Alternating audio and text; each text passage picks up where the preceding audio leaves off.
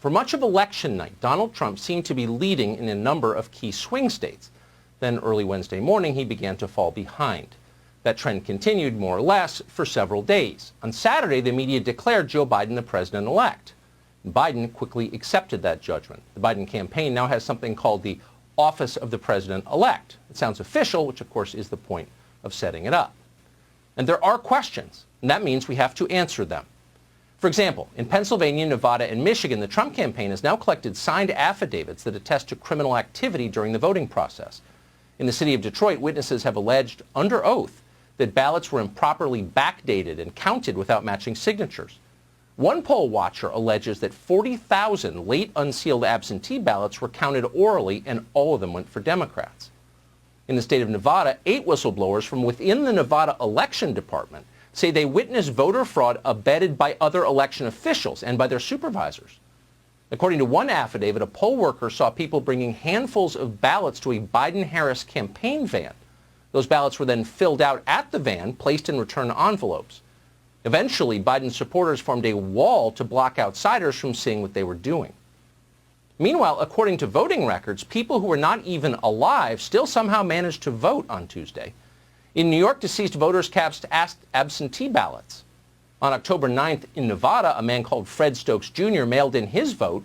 The only problem was Fred Stokes Jr. died 3 years ago at the age of 92. The Republican Party of Nevada says it is aware of hundreds of other potential cases of dead people casting ballots. In Pennsylvania, records show turnout from several people who were born in the 19th century. They apparently rose from their graves to vote. Now, all of that is real. We spent all weekend checking it.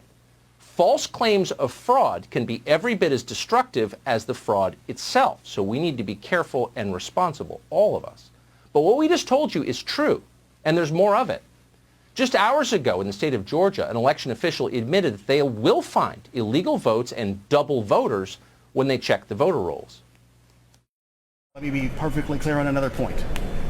We are going to find that people did illegally vote. That's going to happen. There are going to be double voters. There are going to be people who did not have the qualifications of a registered voter to vote in this state. That will be found. Is it 10,353? Unlikely. But every election, as I've said, I think every day at this podium, is imperfect. We are going to find that people did illegally vote. That's going to happen. That is the official account before even counting the votes from a key swing state in the middle of a contested election. And of course you can believe it because we've already found illegal voting. So much for those claims that voter fraud never happens. Of course it happens. They knew it happened when they told us it would never happen because they're liars. So we know that for sure.